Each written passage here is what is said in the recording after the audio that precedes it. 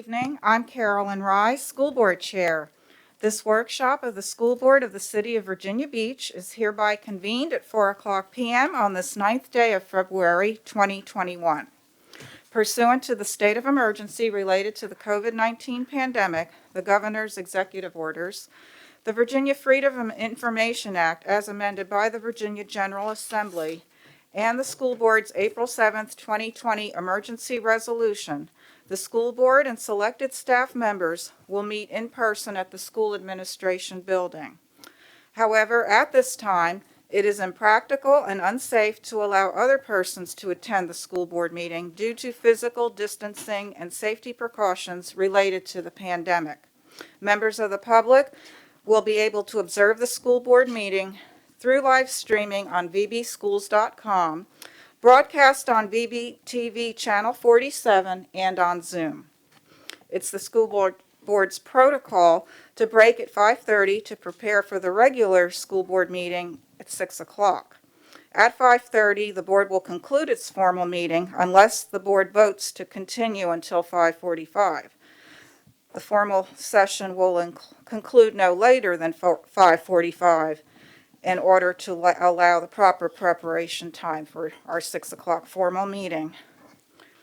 So with that, Madam Clerk, would you kindly take verbal roll call? Thank you, Madam Chair. Present in school board chambers are Chairwoman Rye, Ms. Melnick, Ms. Anderson, Ms. Felton, Ms. Franklin, Ms. Riggs, Ms. Hughes, Ms. Manning, Ms. Owens, and Ms. Weems.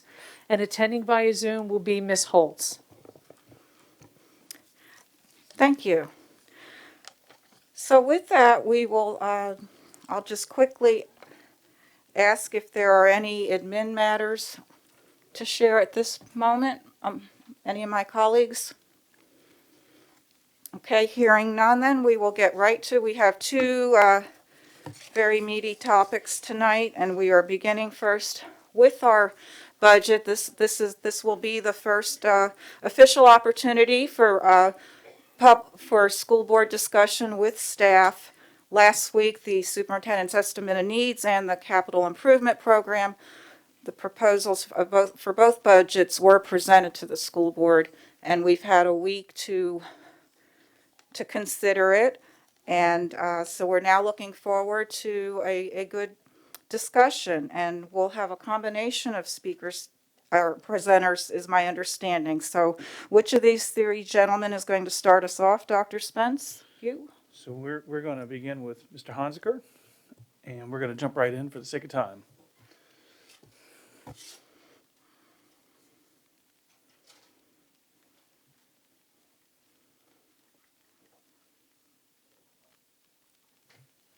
Good afternoon, Chairwoman Rye, Vice Chair Melnick, school board members, Dr. Spence. This is going to be a little bit of different kind of budget workshop since we're not in the Einstein. And I sent you an email last night to remind you to please bring your paper budget document.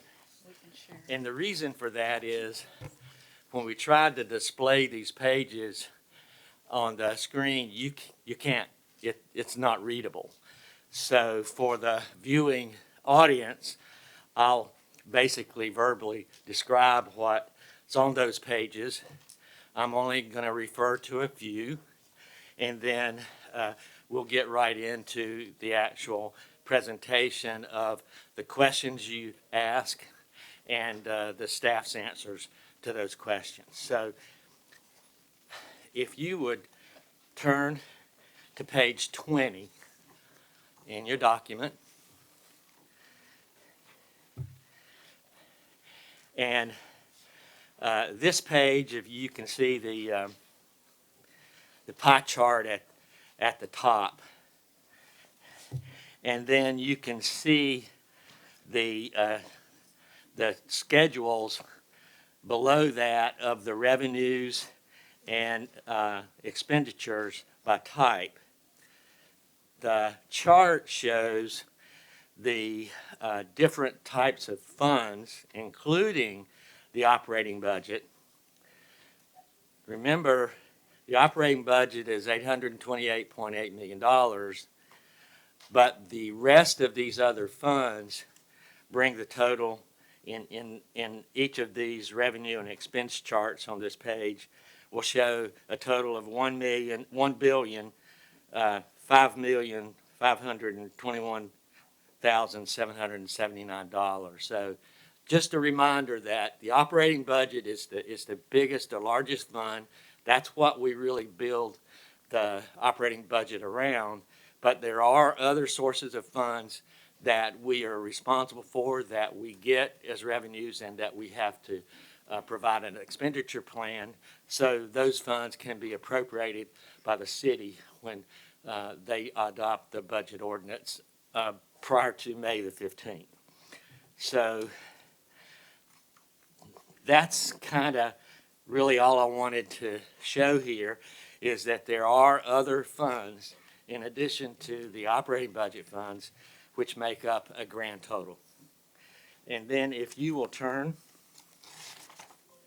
to page 24, this is probably one of the most important pages in the budget document, because it just simply shows where our revenues come from, the source of those revenues, and it also shows in the bottom half of the chart what our expenditure plan is for those revenues that we're receiving. This chart also shows the current year adopted budget for 2021, and it shows the proposed 21-22 superintendent's estimate of needs, and it also shows the variances. So this is basically how we balance the budget. We determine what the revenues were, and of those revenues, how we planned on spending them. And the superintendent's budget message indicates in more detail about what we included in the budget. But this page is just very important. It's the easiest probably page and chart to understand. It just reflects the revenue and then the spending plan of how we're going to spend those monies. And then if you will turn to page 25, which is the very next page, this is just a reminder that we still have unmet needs. Now, these unmet needs are different from the chart we showed you probably earlier in the year. And I think we probably shared with you back when we did the 5-year forecast a chart similar to this. We've updated this chart because we're able to do some of the things that were on the original unmet needs list in this proposed budget. To give you an example, that on the top part, additional personnel costs, says increase allowances for advanced degrees. If you recall, that was $5.9 million. Well, we're proposing in this spending plan to spend $3 million to help us really be more competitive in the marketplace in the region that we compete in. And so we were able to also provide in the spending plan a one-step increase for custodians, because that's one of the areas of employee categories that we have a really significant hard time in keeping in place. So we have a lot of vacancies. That will help us with the market issue there. And we were also able to include a little over $250,000 for guidance department heads. So that's really all I wanted to show you on that page, and it has the revised balances. And then if you will turn to page 29, this is just on one page, it gives you a history of our revenues from all sources from 17-18 all the way up through the superintendent's proposed budget for 21-22. And that variance column is the variance between the 21-22 and the current budget of 2021. So this page lists all of the revenues by federal, by state, in significant detail of what those funding sources are. And then if you will turn that page to page 30, this is the expenditure side of those revenues you saw on page 29. And so the same comparison years beginning in 2018-19 through the proposed budget compared to the 2021 budget.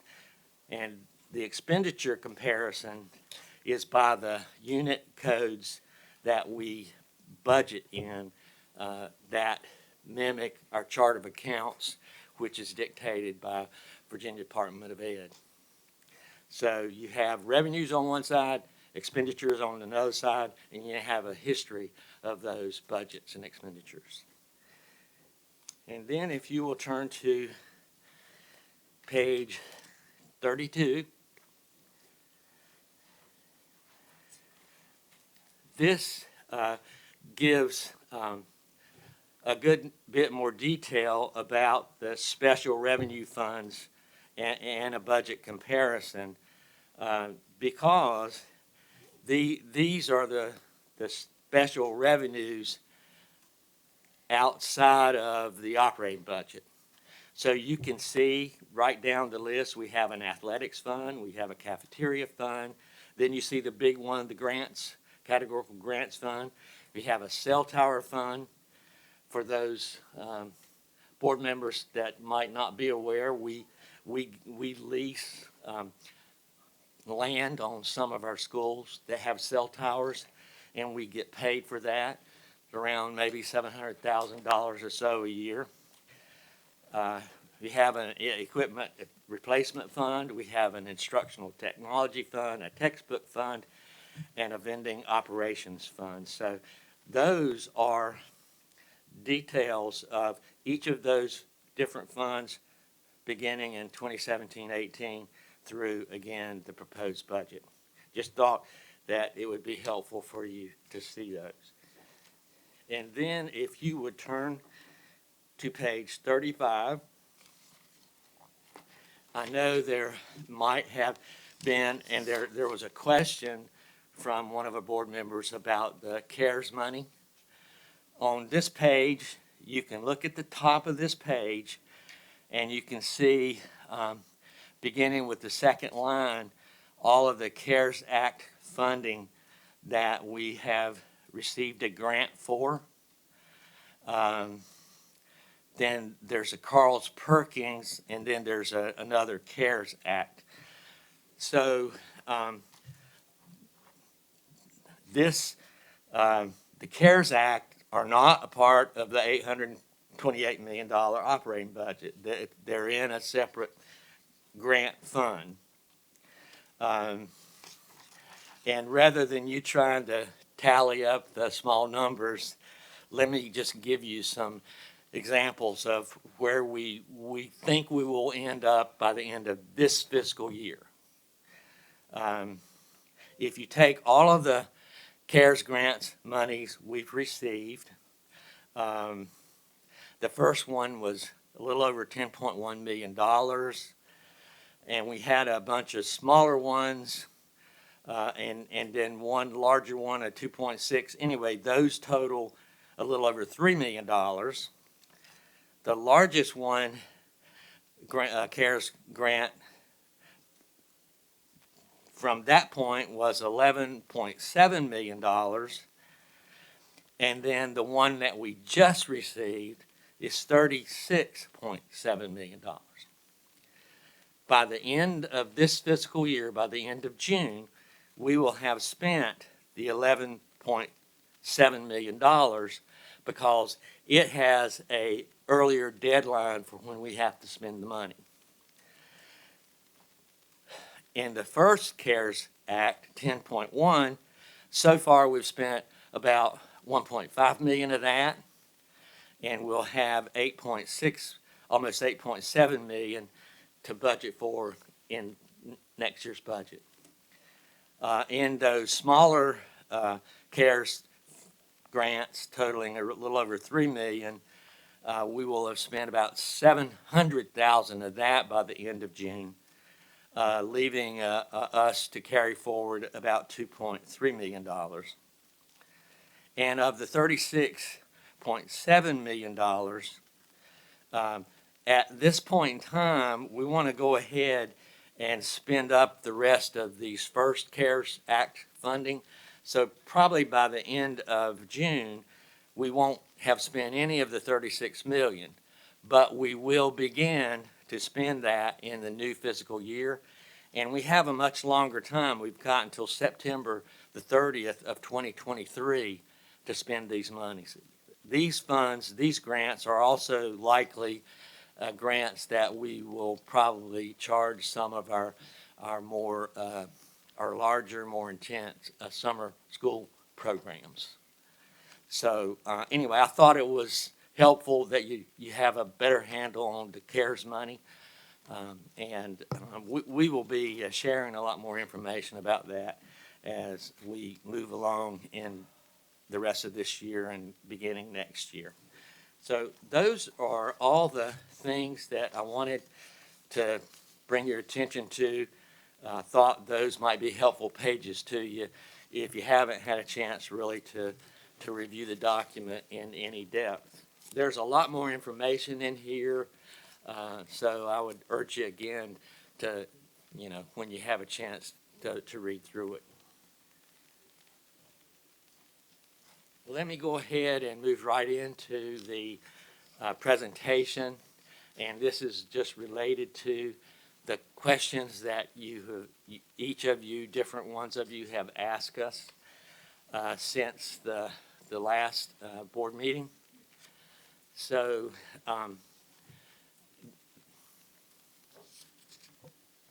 Mr. Hunziker, if I could just No, be sure all my colleagues are aware, that's part of this, you have the hard copy packet as well. that's true. And sometimes it's even this presentation's a little hard to read. So for you and the viewing audience, I'm going to read these things. Ms. Franklin asked a number of questions. So her first question, who does the 5% raise include? Is that just teachers or everyone employed with VBCPS? I initially thought that it was just the teachers, but it seems like it includes everyone. And our response to that is the proposed 5% increase includes a 4.5% cost of living allowance adjustment for all VBCPS employees in contracted full-time equivalent positions. The additional 0.5% would be awarded as a step increase for employees who will be on steps 1 through 30, not those that are above the scale. So probably the vast majority of employees will receive a total of 5%, but those at the top of the scale will only get the 4.5%. These increases are for all employees, teachers, teacher assistants, building administrators, security staff, school counselors, custodial staff, maintenance staff, transportation staff, central staff, IT staff, cafeteria staff, social workers, and psychologists, etc. As you may be aware, we are experiencing shortages of applicants in many of these areas and need to remain competitive in the market for all employee groups, which is one reason that since 2006, VBCPS has provided the same salary increase for all employees. Second question, fringe benefits. What all does that include? Please feel free to direct me to a page in the estimate of needs if it's broken down. The easiest way is just to go ahead and answer that. The fringe benefits include employer costs for health care contribution, health insurance, the Virginia Retirement System, or VRS, as well as VRS life insurance, and the VRS health insurance credit, and FICA, which is Social Security insurance. What is PAYGO? Is that a funding source? Our response is pay-as-you-go, or PAYGO, is funding that is transferred into the Capital Improvement Program, or the CIP, from the operating budget to provide additional support for that program. This method of funding is normally employed as an alternative to additional borrowing. The local revenue budget comparison on page 23 provides what was historically budgeted to PAYGO, and page 42 shows PAYGO as a means of financing within the CIP. And that will become readily apparent to you when you approve the budget, and then when we do our budget resolution, which basically takes our source of funds, and then we'll take off of that the debt service, and then we'll take off of that any PAYGO to come up with what remaining revenue would be for the operating budget.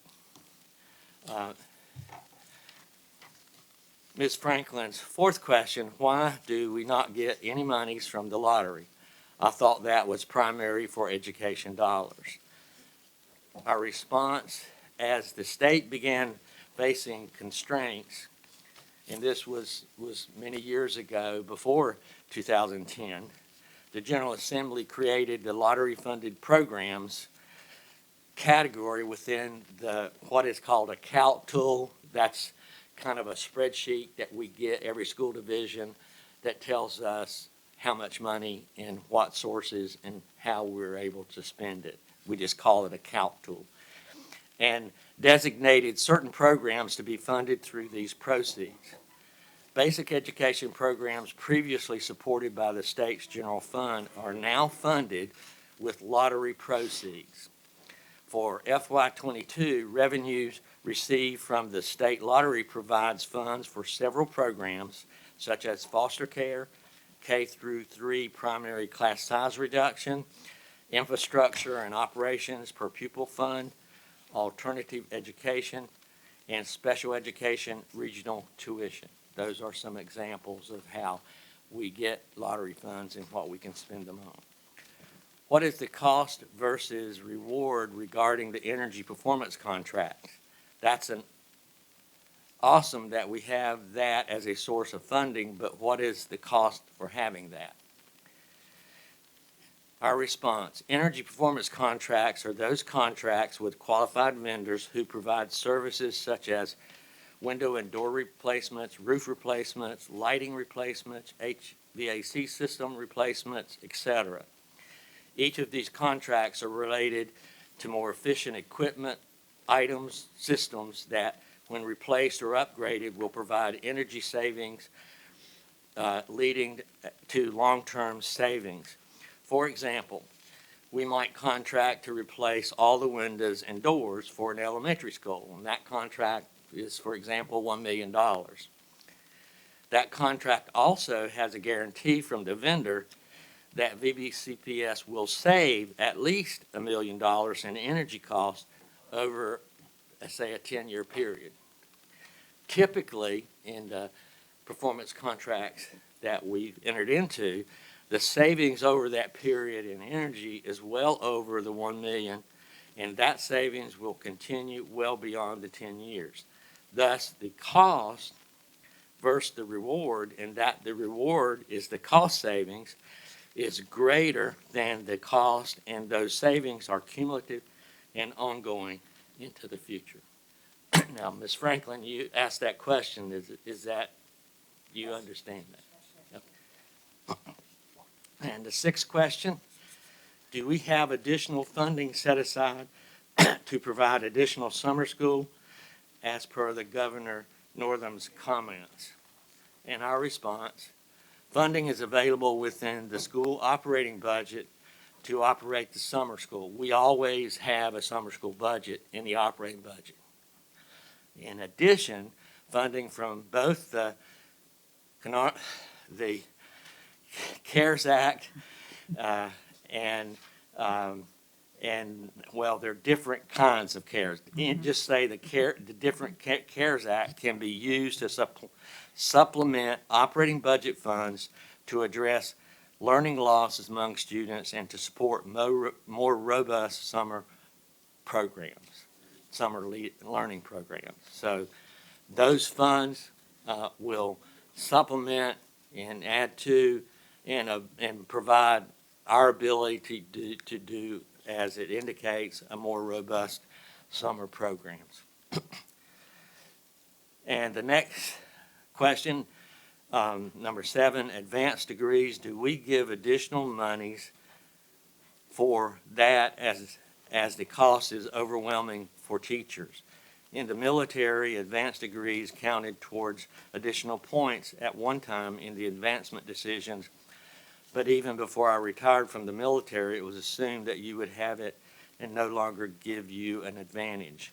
In fact, it just made you less competitive to not have it. It was expected to get the higher job. I know that the military has opportunities for tuition assistance, though, so I'm wondering if in the civilian sector that we are budgeting for advanced degrees because the cost is not realistic for teachers. Is education considered a not-for-profit job? I know that if you are employed with a nonprofit for 10 years, that you have your student loan balances forgiven. And our response to that is, it's difficult to compare this allowance to what may happen in the military or in the private sector. There are not higher jobs for most of those who work in school setting. They are not rank adjustments for teachers, for example, or promotions that still keep them in the classroom. Most public school employees begin their career and end their career in the same position. And there are not generally requirements for advanced degrees for non-administrative positions, even in most administrative positions. The more important issue is licensing and not the degree. Despite this, the standing position of the board has been to encourage staff to continue to pursue advanced degrees as one means of advancing knowledge in the field. Example, improving instructional practices, learning about giftedness, adding special education or ESL endorsements, etc. You are correct that there is limited tuition reimbursement in education, and ours is $850 per year, and it's on a first-come, first-served basis. Nothing at all like what's available in the military. For example, $4,500 per year in the Navy for active duty, 50% of full benefits for post 9/11. GI Bill for veterans was as little as 6 months of active service, so cost certainly factors into allowances. In addition, these allowances are also a matter of marketplace competition. As been shared with the board in the past, every school division offers allowances for advanced degrees for the reasons above. And because VPCPS has not adjusted these allowances since 1996, we are not competitive in this market. This recommendation will begin to address this. Finally, those who work in education are governmental employees, not nonprofit employees. And the next set of questions are from Ms. Manning. And the first one, could you provide more details of how the $3 million for advanced degrees will be distributed among how many people and how much? And you can see the slide up here. The $3 million would cover approximately 50% of the total proposed increase for 3,400 employees.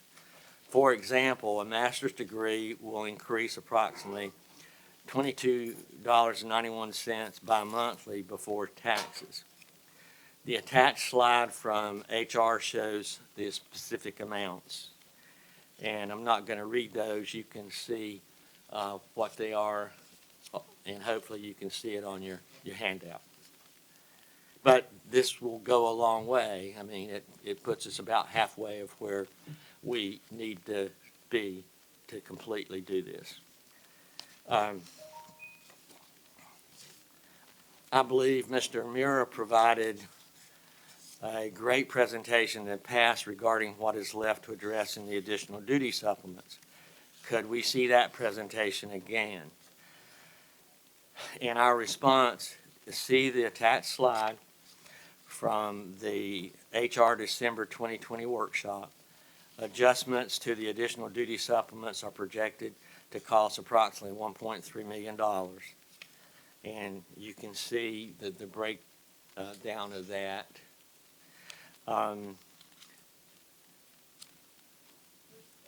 Yes.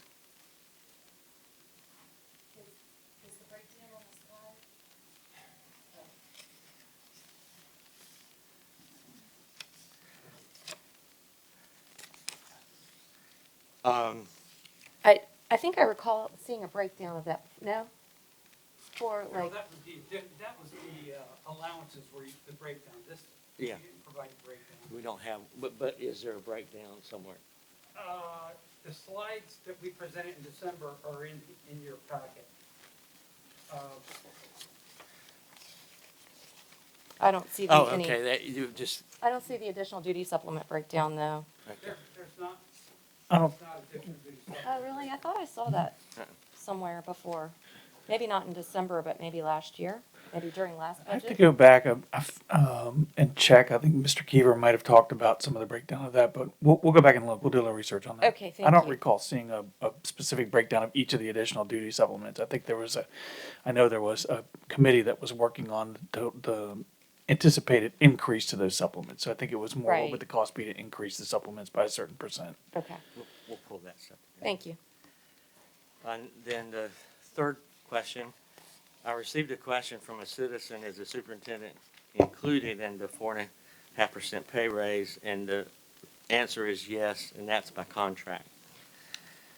The fourth question from Ms. Manning, I understand that we're behind other states regarding teacher pay. Can you provide us with info on how competitive we are in other job classifications such as clerical, maintenance, trades, custodial drivers, administrative, et cetera, compared to the non-governmental sector?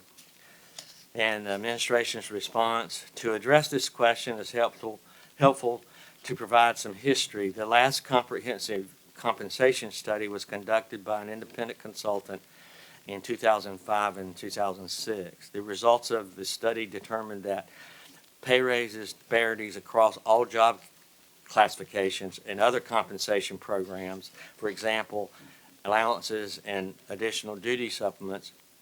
Due to limited funds, the school board was unable to address all the disparities. However, they were able to address the teacher scale disparities at a cost of $14 million in 2006 and 2007.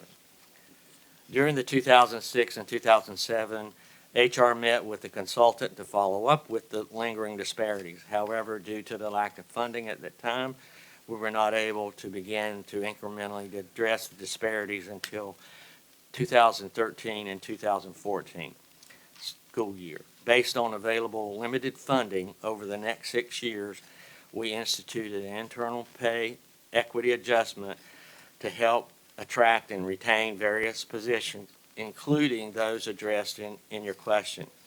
Keep in mind the market for teachers and administrators is national, where the market for classified positions is typically local. Since the comprehensive study, we continue to conduct targeted market analysis for positions as needed. Because we have many positions that are found in both the public and private sectors, we look at all markets as appropriate.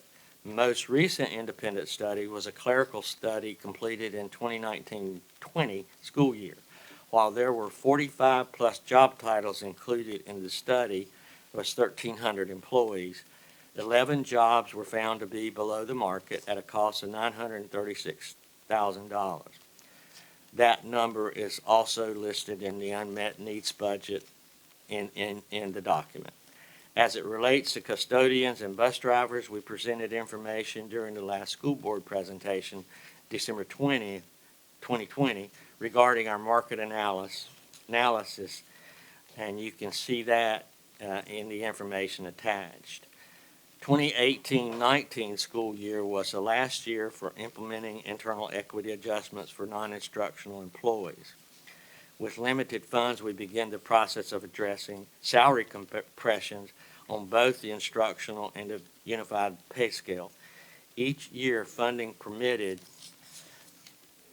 to adjust our pay scales to try to ensure that our salary ranges are competitive. Regina, the next slide. And this slide shows you where we were comparing with the region on bus drivers and the cost of adjusting that at $931,628. And Regina, go to the next slide.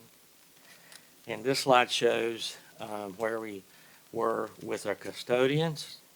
And we were really pretty low on the totem pole on this one. But this is the one that we have included in the recommended budget for a cost of $1.4 million. Next slide. On July 1st, 2019, the school division retained the services of Siegel Waters to review the division's 45 different jobs considering to be clerical support. Over 1,390 employees who supported schools, departments, and managers each day hold these jobs. These jobs were compared to the public sector as well as the private sector representing the overall market. And based on the reviews, as I've indicated before, the 11 jobs were found to be below market at a cost of a little over $936,000. Next slide, Regina.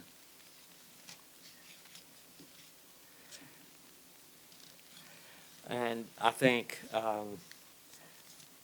this is a review of what we are able to do in the number of the unmet needs. As you see, we've cut the $5.9 million down to $2.9 million in the advanced degree allowances and advanced degrees. We were able to just totally eliminate the disparity in custodial pay by including that in the proposed budget. And we're also able to eliminate the upgrade for school counseling positions by adding $226,876 in the proposed budget. Next slide, Regina. And the fifth question, do we have any unfilled employment positions funded in the budget that have been unfilled for a year or more? There are not any positions within the proposed budget that have been unfilled for a year or more. However, there are various vacancies throughout each year during the year to include teachers, custodians, bus drivers, etc. One of the things we do when we look at those baseline adjustments, we will look at vacancies and we will look at the length of vacancy. And we have in the past, I don't think we did this year, but we have in the past eliminated some positions because they were never being filled. But that's a part of our process every year. Okay.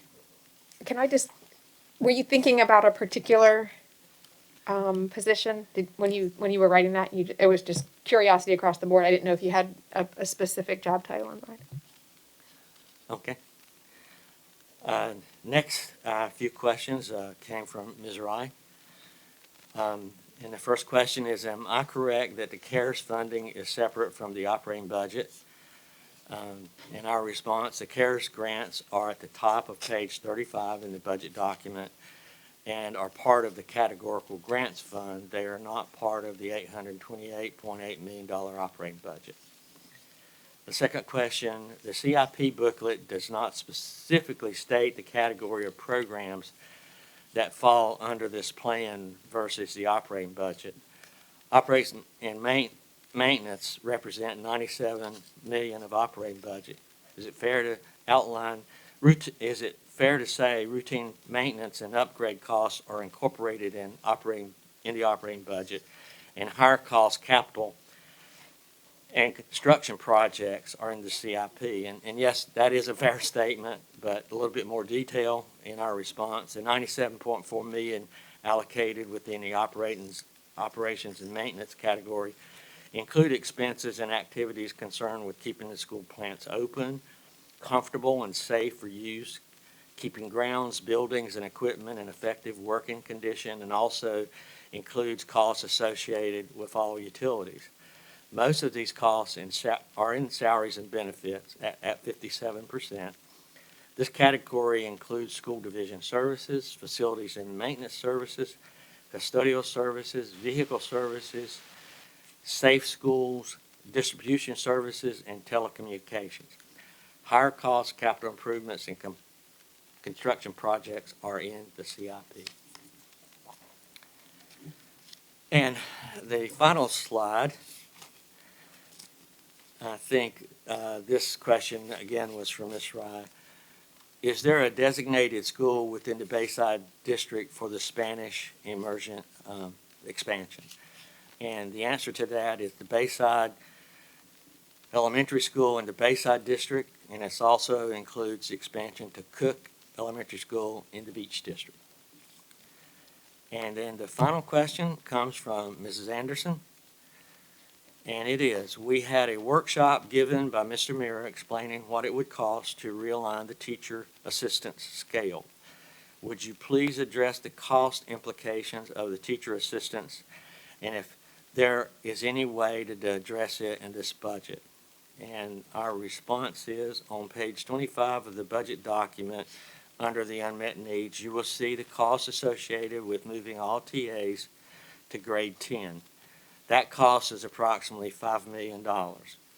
You will also see the additional cost to provide teacher assistants with a bachelor's degree in an additional allowance, because that's one of the reasons why we are currently have them differentiated by pay grade. That cost is $550,000. Combined cost to do both would be $5,055,000,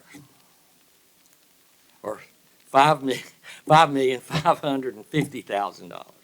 There is not a way to address those costs in the proposed budget unless we remove the $5,550,000 from another place. The board would need to decide what would have to be removed from the list of costs used to balance the budget found on page 24. And Madam Chairman and School Board, that's the end of our presentation. And we're happy at this point in time. Dr. Spence, you got any comments from here? No, we are ready to answer any other questions that the board has about that presentation or other pieces. I did want to go back just one to the bit about the lottery funding, and I think Ms.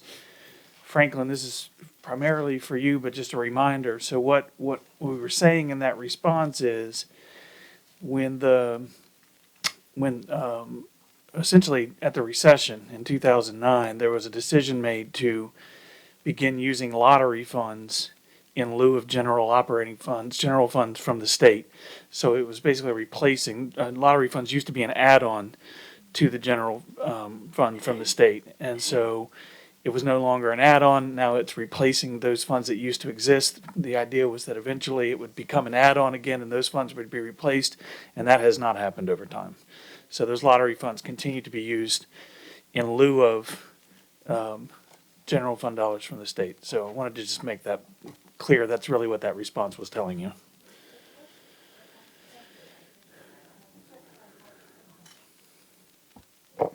Thank you, I appreciate that. I was actually, was that page 25 that you referred me back to? Because it looked like it was actually a variance of a negative figure for the lottery. Yeah, the supplemental lottery. The variance is actually the same amount. So the approved amount, it looks like there's zero coming in. Is that because we don't know what that amount will be for 2021, 2022? What page are? No, we didn't, Page 29. no, so we didn't refer you to that page in the revised response that I was talking to you about. Because those numbers, those lottery numbers are actually embedded in other funds that come from the state. So as we talked about here, there are programs like K-3 primary class size reduction, infrastructure and so they're- operations per pupil fund, alternative education, special education, regional tuition fund. Those are monies that come from the state, but those are lottery dollars being used to pay for those from the state rather than, again, what would have Okay, so been in there's the a past, the specific general fund. usage now instead of, right? Okay, Yes, gotcha. ma'am, you got it. Okay, thank you. Okay, colleagues. Start with Mrs. Manning, then Ms. Owens. Couple questions. On page 29, Mr. Hansaker, it says bonus payment of $4.1 million. What's that under revenue? In the governor's proposed budget, he proposed a 2% bonus, not a salary ongoing. So that's reflective of this governor's budget proposal for a 2% bonus for state employees and those employees that are funded by the state for SOL positions. As SOQ positions, yeah. Yeah, so it would be one time. But however, we understand that there's movement in the legislature as they work through the final budget to make that a permanent salary. To make it increase. salary Yes, increase instead, I saw that also. Okay, thank you. And then the other question, what has the city manager proposed in his budget recommendations for salary increase for city employees such as police, fire? We don't know. Yeah, Okay. we don't know. We originally, in the 5-year forecast, I mean, you recall, I think we budgeted or proposed a 3% each year. But, you know, that was done, we built that projection in October. We didn't have the governor's budget or any information. So we don't know. I suspect it would be at least 3, just because we are getting additional money from the city. We were told just before we put this budget together, we were going to get an additional $4.8 million in the revenue sharing money. Well, if that's our share, you know the city's going to get more than that because they get a higher percentage of the revenues in the revenue sharing formula. So they're going to have additional money too. Their revenues, probably with the exception of the BPOL funds, which is funneled through the state, those are small business licensing.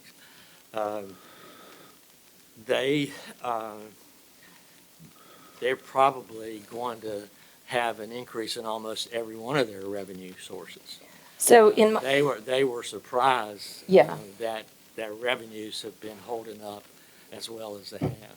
So in my conversations with a couple of council people, kind of the behind the scenes talk is that this isn't anything confidential. I think they've talked about it in their workshops, that it's going to be a proposed 2 to 3% at the most.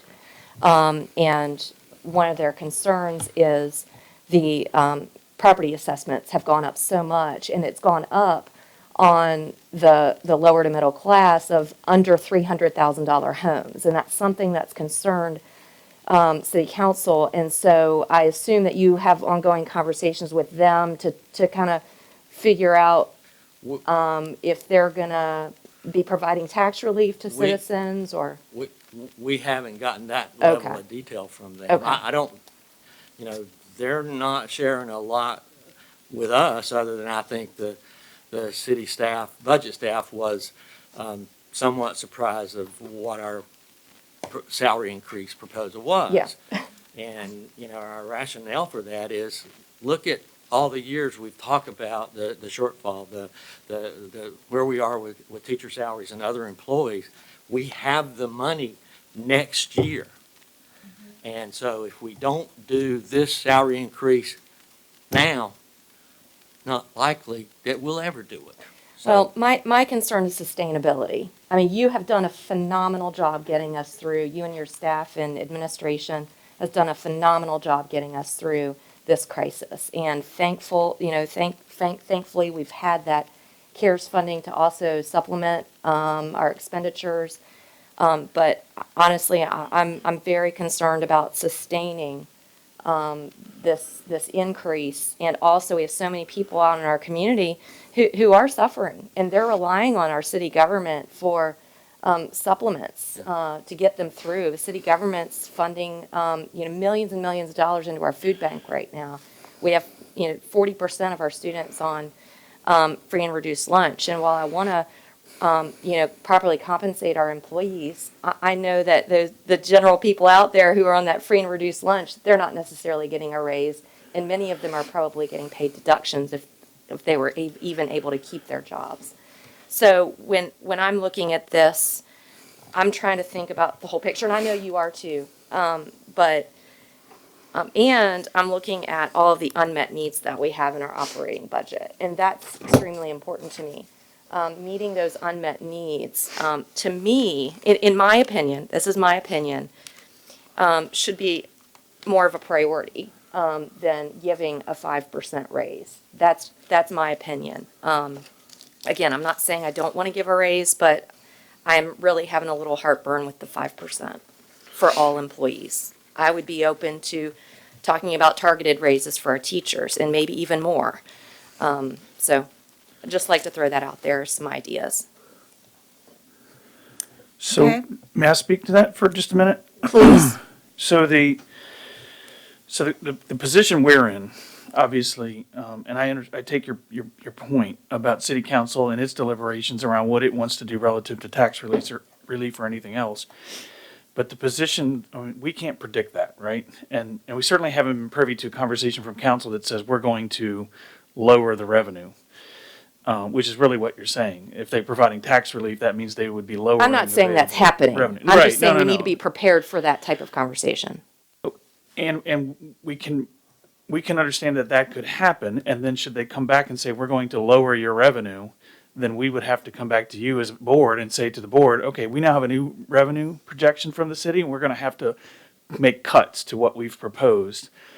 Because the position that we're in, as we recommend to you, is that we have a revenue sharing formula, and we have a revenue projection from the state. We combine those, along with what we know to be our federal revenue, and we bring you a balanced budget. We do that every year. And that's the position we're able to be in, fortunately, because we have a revenue sharing formula. So it allows us to know what is that budget going to look like. So we have provided you with a balanced budget based on what we understand to be the revenues that are available to us. It wouldn't, I understand that the being prepared, and the being prepared would be if we get a different revenue picture, we would have to come back and start over with this conversation about, okay, where are we going to cut from? But it wouldn't make sense to presume cuts and bring you a budget that said, well, we're going to presume cuts. So, I mean, just want to make sure that's sort of clear in the how we develop the budget conversation for folks who also might be listening, right? And then I think relative to the unmet needs, I do want to point out, so we did, I mean, I do want to at least say we did tackle some of that, right? So we did tackle 3 million in increasing allowances for advanced degrees. We did put $225,000 in there to upgrade school counseling department chairs, which I know has been an ongoing conversation for a while. And we also were able to upgrade all custodians one pay grade at 1.43 million. And so those were all also in that unmet needs list. They're no longer in the unmet needs list because we removed them from that list and added them here. So I do at least want to point out to the board that we are taking some steps to address the unmet needs, as we do every year. Every year we try to put something, get something off that list with the budget that's available to us. And it's just simply a matter of prioritizing which of those based on how much money we have in the budget. So just want to also make sure we point that out. And I'd like to add, in terms of the sustainability, y'all know I'm conservative, and I'm not going to propose something that I know, that I suspect next year we're going to take a big hit. I don't know of any way we would not be able to sustain this level unless, I'm relatively certain the state funds are going to be stable. They're already putting aside money that's undesignated and trying to figure out how to use it.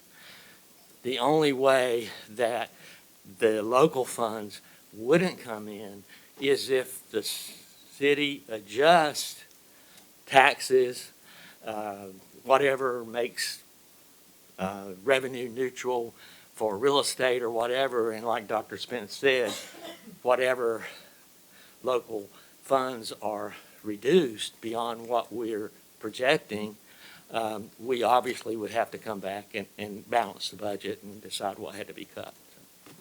Thank you. Okay, Ms. Owens. Thank you. Just a quick comment, then a question. I am really happy to see tackling the guidance, the school counseling department chairs, particularly when we're moving towards really asking even more of those employees to lead mental health services with the school system as we're doing our mental health task force, and we're going to be asking them to take even more onto their plate. I'm really happy that we're focusing, getting them caught up to where they already should have been. My question is about cafeterias. I'm just curious if you could tell us a little bit about any differences that we have this year with the pandemic in federal or state monies that we're getting for food, and the fact that we're not doing paid meals for our students, and just what that looks like for us. We, the cafeteria fund, and you'll see it at the end of the year when we balance the budget, did take a hit, probably in the neighborhood of $2 million. But they have an excess fund balance. And that excess fund balance was even pointed out by the state, VDOE, that fund needed to be spent down some. So the director of our food service department has told us that with the meals that we're providing now, we are getting federal reimbursements. And obviously, as we bring kids back, that will even increase. So we should be able to wind up the year in a real good situation. Whether or not we make up that $2 million, I'm not sure. But we've got a lot of room if we had to take that hit.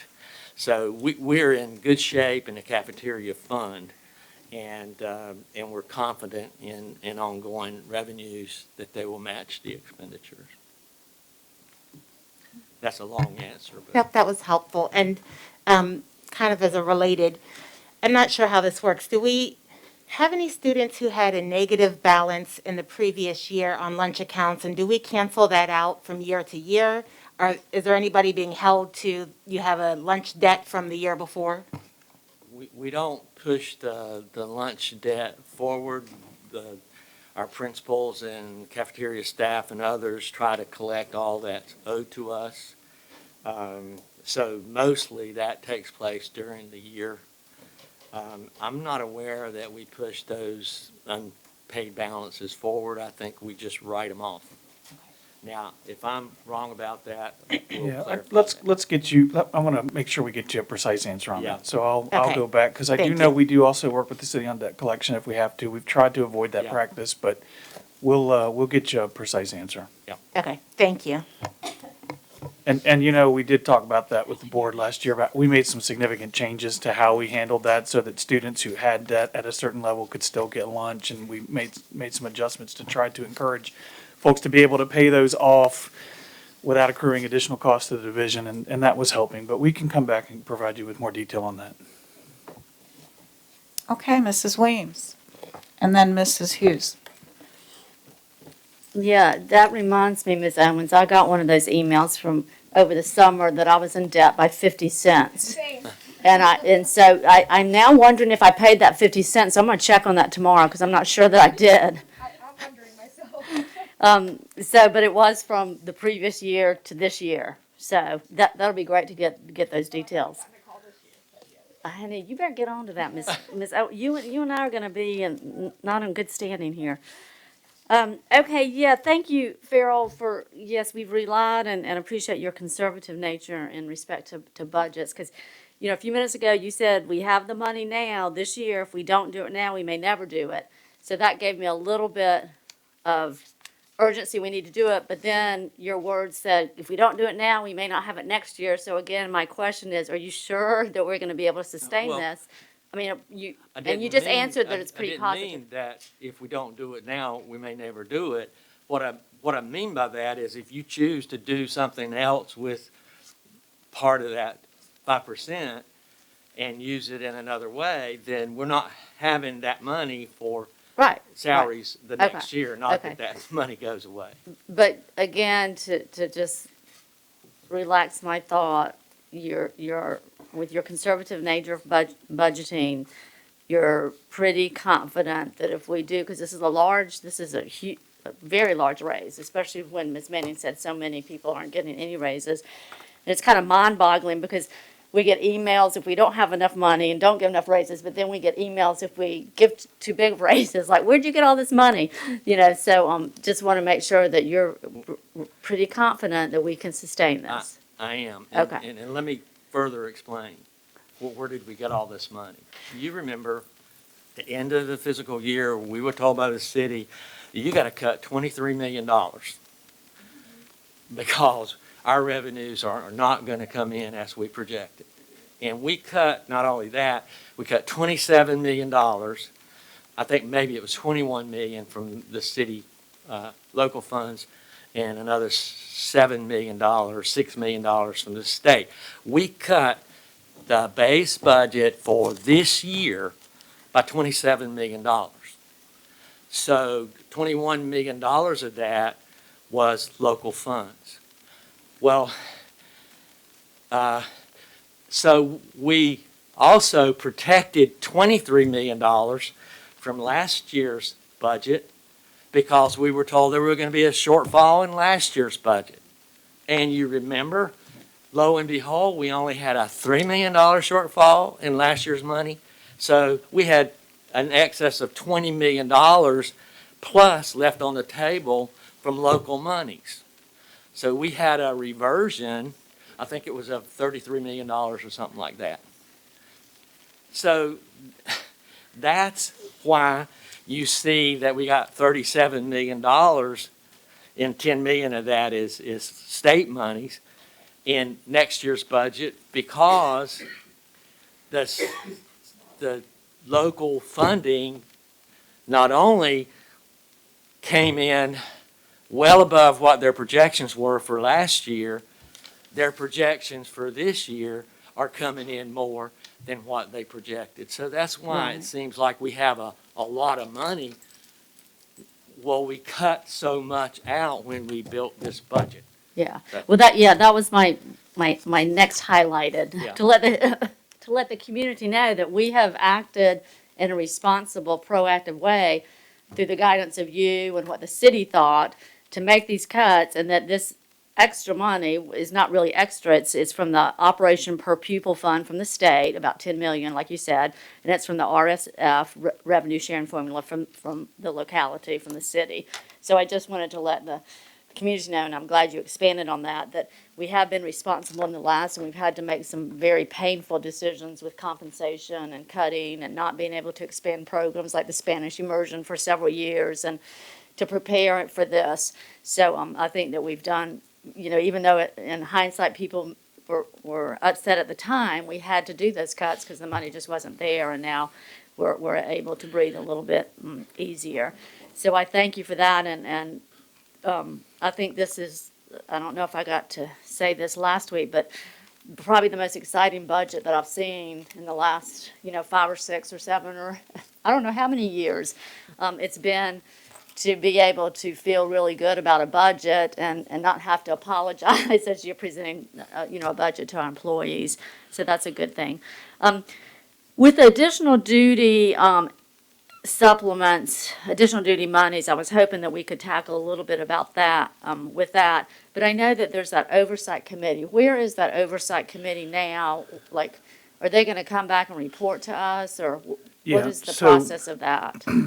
They're working with HR, and they have been looking at this for some time. Their initial recommendation was to sort of hit this in chunks.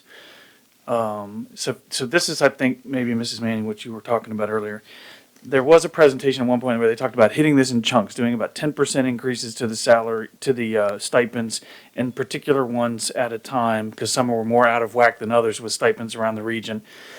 And that initial 10% would have cost about 500,000, and then the next two whacks at it, for lack of a better expression, would bring you to that 1.3 million. So that's a total of what was recommended to perhaps do over 3 tries. And so there is a committee that's been working on that. Human Resources has that information. We'll get that all back to you in full detail. Okay, thank you. And the Spanish immersion program in the Bayside District, yay, woo-hoo. And of course Cook, yay.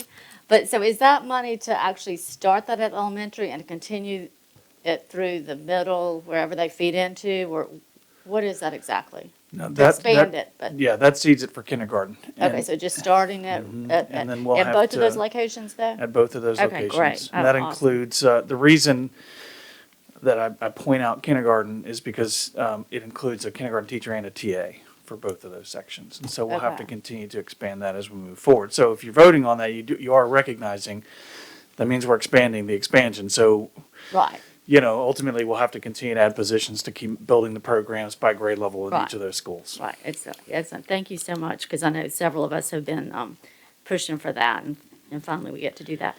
Okay, and the TAs, okay, and I guess maybe this is a John Mira question, but, we've talked about TAs and their compensation, but I guess are we having a hard time filling those positions? Is it easy to hire all our TAs, or do we have empty positions, or? We are not having difficulty hiring them, but to remain competitive to all our teacher assistants and competitive with what they're making in surrounding divisions, that's why we made that recommendation. Okay, We want to remain competitive so we Yes. don't run into the problem of trying to hire folks. And we Okay. make sure we're taking care of it. yeah, okay, everybody so, As we go along. right, because we've been talking about their, compensation for quite a few years, and I can't find that handout now, but, okay, so mainly we're not necessarily have a problem filling, but we have to stay competitive so we don't have a Right, problem and filling them. I'll share with you back in 2006, when that total compensation study was done, the teacher assistants, general assistants were broken up into multiple, 5 or 6, I can't remember, total steps, total pay grades. And the goal of this is also to bring them all in line with where they should be.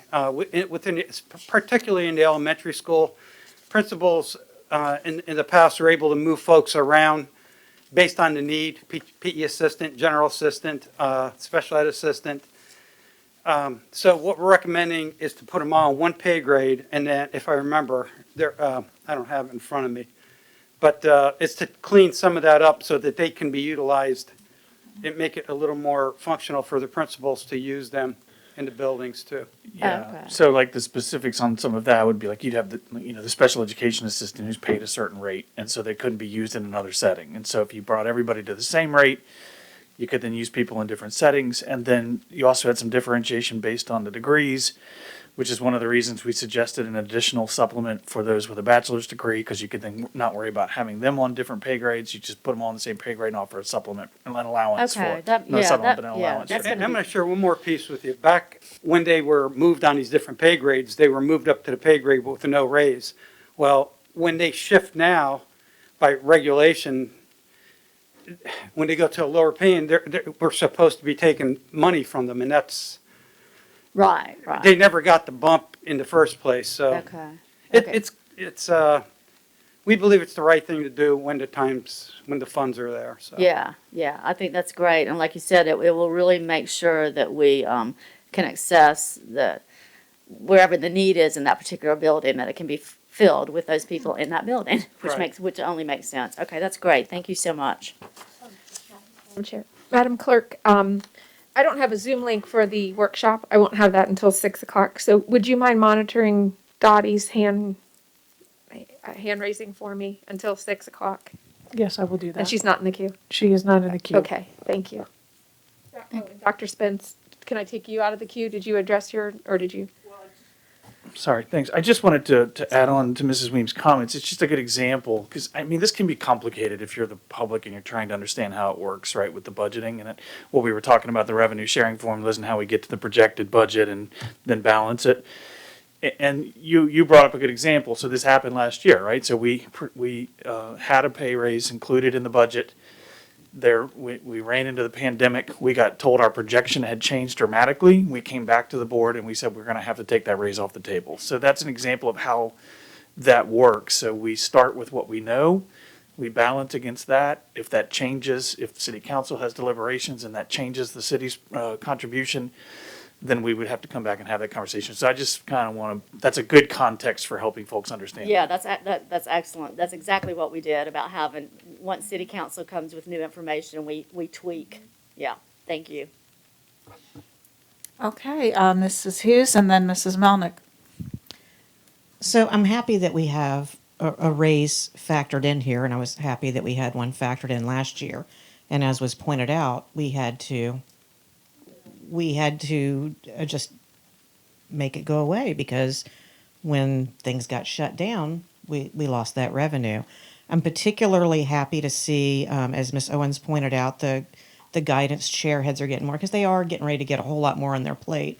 I'm happy to see that custodial was looked at, because I think that they're often overlooked, but they just got a whole lot more on their plate too, with, more extensive cleaning and, of course, the advanced degrees and the extra duty fees. I think one thing that I really want to be mindful of is that the whole reason the raise went away last year was because the sales tax went down. Everything went down, the revenue coming in. And while a lot of our private sector public lost their jobs, or the ones that had to work, obviously their daycare expenses increased because their children were not physically in a building. Government employees, as a general rule, never lost a paycheck. And while I'm happy to offer a raise, I do hope that this includes every student in the fall who wants to be in school 5 days a week will be able to be there. Because again, people need to be able to go back to work. All of this is a circle that feeds on each other.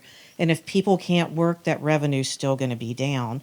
And if people are having those extra expenses while paying taxes to give a raise, the optics of that are not very good either. So I think we need to be mindful of what we're offering starting in the fall.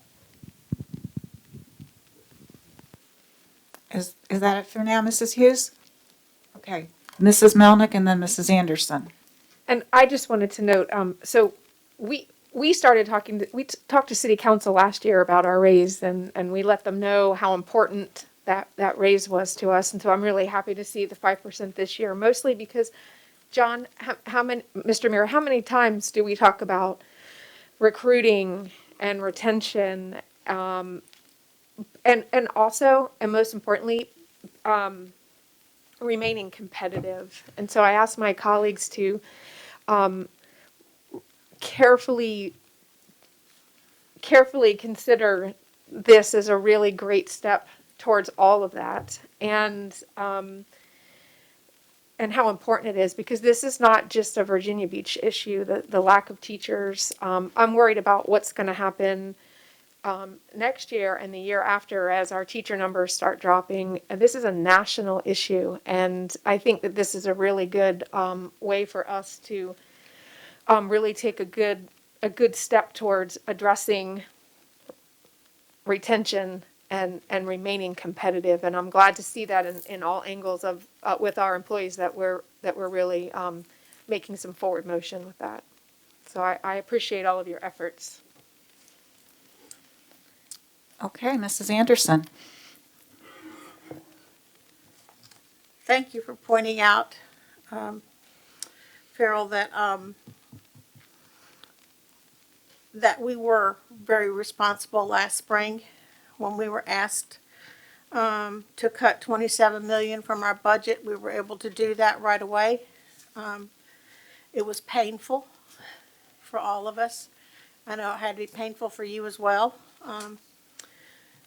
But one of the things that was pointed out when Dr. Spence did his presentation last week was that, and it was on page 3 of his remarks, that Virginia is ranked 32nd in the nation for teacher pay. And if you take Northern Virginia out of that equation, we would fall much, much, much lower than that. And what I'd like to know is, where does Virginia Beach stand in relation to the rest of the state? Because if Virginia is 32nd, and Virginia is not at the top of the list in the state, where do we fall? You know, in relation to the nation, we're even lower. Virginia Beach is even lower than 32nd when you relate it to the nation, because we're not at the top of the state either, or the state, pay for teachers. So, does anybody have that on the top of their head? We don't have that off the top of our head. I know the VBEA sent a study along and we're sort of verifying those numbers, but I will say, when you think about average in the state, remember that what's going to skew that average pretty significantly are the Northern Virginia counties and cities, Right, because they pay substantially more because of cost of living associated with Northern Virginia right. than anybody else in the state. So that's going to skew that average quite a bit. So I just would, caution. I'm not sure. I mean, the metric for us should be, and we always talk about this, what is competitive in Hampton Roads? What does the market look like here? What does it look like in the 7 cities? And how do we compete against that? And I think, from a board compensation philosophy conversation, we need to have that at some point, and it really can't be during budget deliberations. It needs to be a compensation philosophy. Where does the board want to be in terms of compensation for its staff? And if the board says we want to be number 1 in the state, that's an entirely different conversation than we want to be number 1 in the region, Right. because they're 2 different standards. Either of those are fine. I'm not putting value judgment on either. I'm just saying, when you look at that, you have to know what you're looking for. And the board has to have, I know individually, each of you have your own sort of philosophies about that, but the board collective needs to have one that drives this conversation every year. So it'd be a good conversation, I think, for us to take up in the summer at a retreat and make that a part of our topical discussion. So what's our philosophy as a school division around compensation? Where do we want to be? And that can help drive some of these budget decisions, so that when we do our budget development, we're right in line with what the board's philosophy is in terms of trying to get to. And of course, my understanding since I've been here has always been, we want to be number 1 in the region. And we'd like to be number 1 in the region at every stage of a teacher's career, right? So we go by 5 years when we present that chart to you. And we're not there right now. We're number 1 in a couple of spots, but we're not there in all spots. And so, it's a good conversation to have, but asking that question, I just want to be cautious that we're careful about looking at that average, because it's going to differ across the state. Right, thank you, Dr. Spence. So this 5% raise that is in our budget at this point, I'd like my college to be mindful of the fact, and the public as well.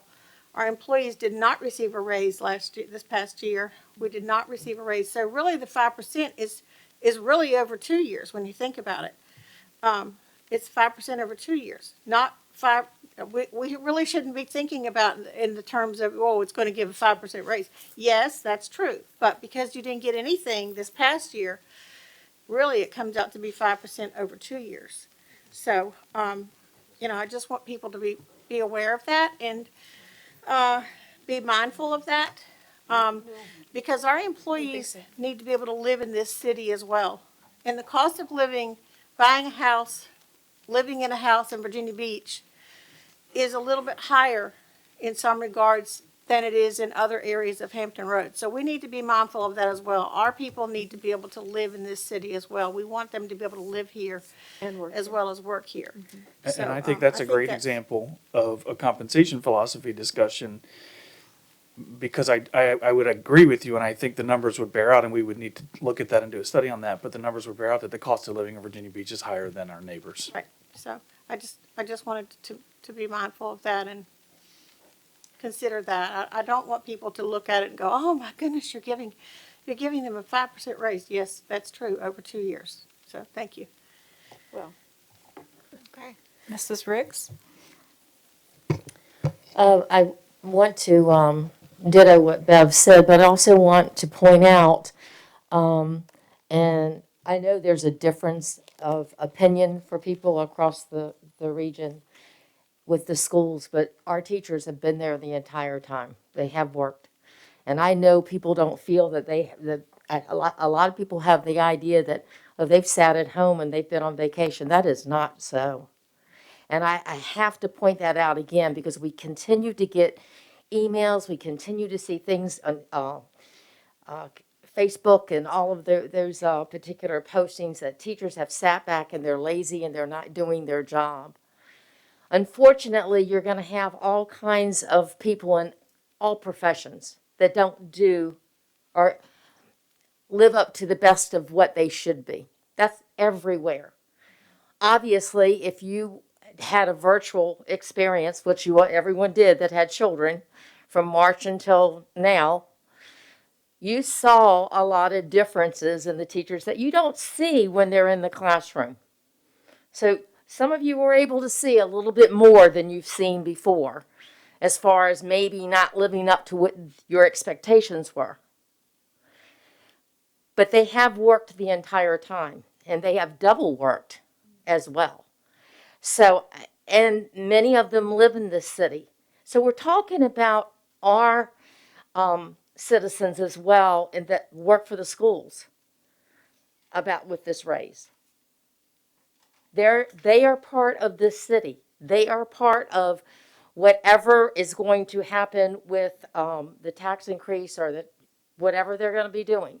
But that's not what we're asking for, just to make sure. But I did want to point that out, because we keep hearing that over and over again.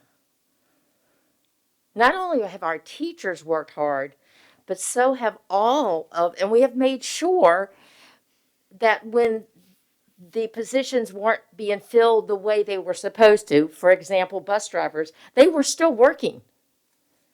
They were delivering food. They were being a part of a network for the computers, for the Chromebooks. They were being part of the virtual learning for the students.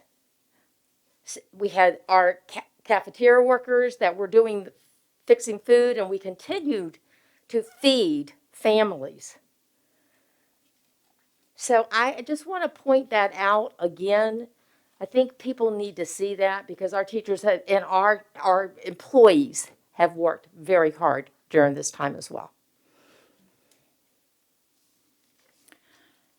So I'll go ahead and comment that I do think for a budget line item of this magnitude, it does merit the level of discussion we've had. And I thank everybody for sharing their thoughts, and that this is a forum where every colleague is free to share their thoughts. And I think it's provided to the public a lot of information for them to consider as well. If I could just add one more point with regard to the teacher compensation. I have the strategic framework in hand, and so we know goal 4 is an exemplary diversified workforce. Foster a positive working climate that values and invests in a high-quality, diversified workforce who exemplify the division's core values.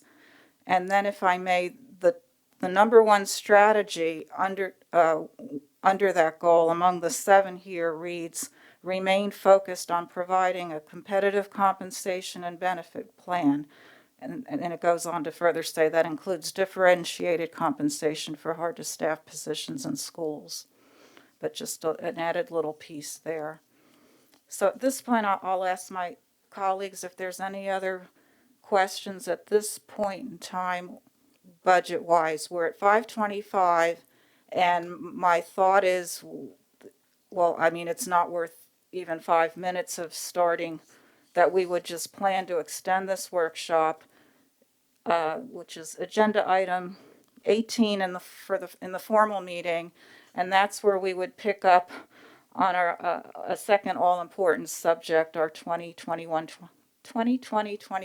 plan updates, reopening plan updates. So again, one final call for, there are a few moments left for any other budget comments or questions. Go ahead, please. No question, but just a comment.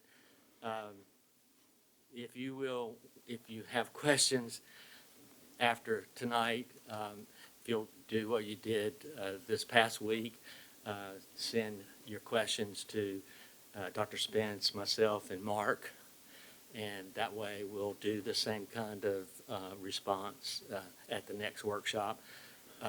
You might want to review the CIP booklet and the CIP pages that are in the operating budget, because we're going to have a focus for the next workshop on the CIP, at least for part of that workshop. And so just wanted to give you a little homework to do. And that's really all I want to say. Okay. So again, for the benefit of the viewing public, and thank you for, just hanging in there with us, that we will get to the second workshop subject as noted at the end of the at the conclusion of the formal meeting later this evening.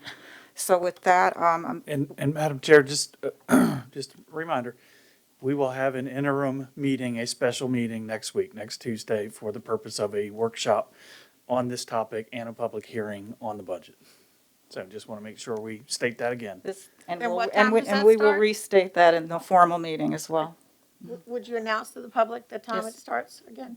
Yes, 5 o'clock next week will be in workshop format for the follow-up another budget discussion as well as a public hearing. Yes, ma'am. And a conversation on the CIP, hence the homework. All right, so until 6 o'clock, we are adjourned.